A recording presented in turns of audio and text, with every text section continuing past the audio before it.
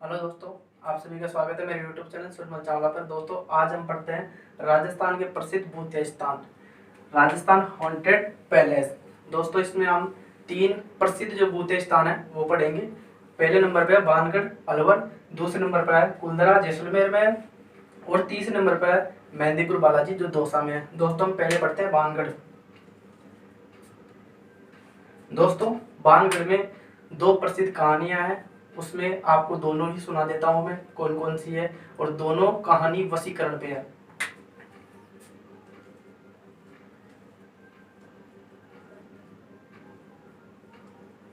दोस्तों, इसमें पहली बताई जाती है कि बानगढ़ में एक रानी हुआ करती थी जिसका नाम था रत्नावली, और वो एक मेले में आई हुई थी।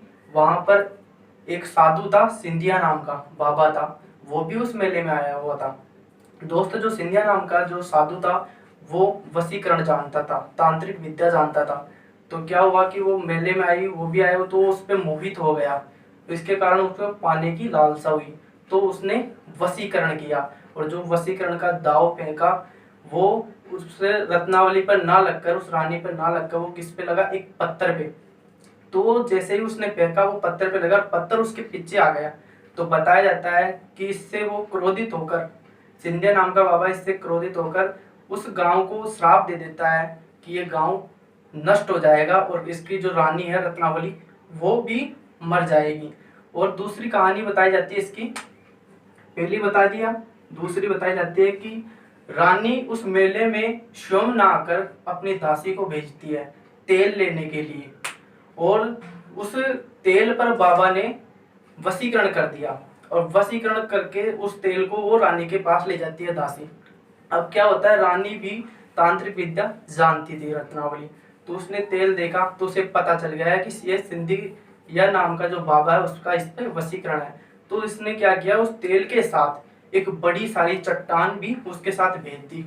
अब सिंधिया नाम का बाबा सोच रहा है कि वो जो आ रही है वो मेरा वशीकरण के कारण उसके साथ रत्नावली आ रही है तेल के साथ, लेकिन ऐसा नहीं है। तेल के साथ कौन आ रहा है, चट्टान आ रही है बड़ी सी। तो उसने अपनी छाती पे ले लिया तेल। अब क्या हुआ कि वो छाती पे लेने से पहले जब वो चट्टान दिखी बाबा को, सिंधिया को, तो उसने एक श्राप दे दिया कि मेरे साथ धोखा हुआ है। तो उसने श्राप दिया कि इस गांव में सारे लोग मर जाएंगे, यहाँ एक भी व्यक्ति नहीं रहेगा। तो वो अपने ऊपर, उसके ऊपर पड़ गई, वो बाबा मर गए। उसके बाद में कहते हैं वहां पर एक भी लोग नहीं रहते, और सभी मर गए, और यहाँ तक कि रत्नावली भी मर गई। बताया जाता है इस महल में प्रवेश सुबह 6 बजे से शाम 6 बजे तक माना जाता है। इसके बाद में वहां पर बंद कर दिए जाते हैं सारे स्थान, रात को जाना अलाउ नहीं है। दोस्तों, उसके बाद पढ़ेंगे हम कुलधरा। कुलधरा है जैसलमेर में। जैसलमेर में इसकी एक प्रसिद्ध कथा है, वो बताता हूँ मैं। ये कितनी सच है कितनी झूठ इसके बारे में ज्यादा तो बताया नहीं जाता, लेकिन माना जाता है, ये वहां के लोगों द्वारा ये बताई गई है कि ये बात सच है। दोस्तों, वहां पर 1291 में कुलधरा गांव बसाया गया था ब्राह्मणों द्वारा, और वहां पर एक दीवान रहता था जिसका नाम था सालम सिंह।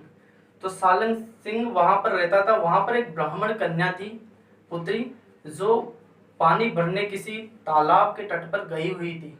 वहां जो सालम सिंह है उसने उस रानी को देखा, उस ब्राह्मण पुत्री को देखा, तो उस पर मोहित हो गया। वो मोहित होने के बाद में उस लड़की से बोला, मैं तेरे से मोहित हो गया और तुझे मैं पाना चाहता हूँ। इसके बाद वो लड़की अपने परिवार वालों को उसका सारा सच बताई। उसके बाद परिवार वालों ने एक ब्राह्मण कुल की 84 गांवों की एक पंचायत बिठाई।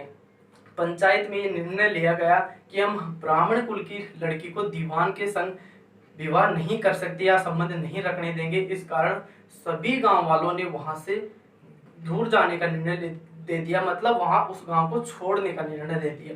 उसके बाद में बताया जाता है कि वो सभी उस गांव को छोड़कर चले गए, वहां से उस गांव को छोड़कर वहां से दूर चले गए।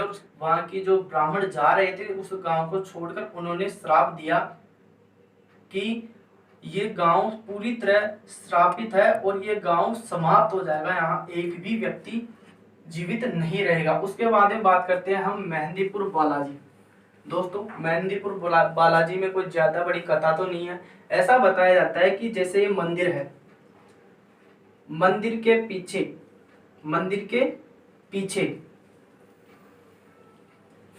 एक महल है।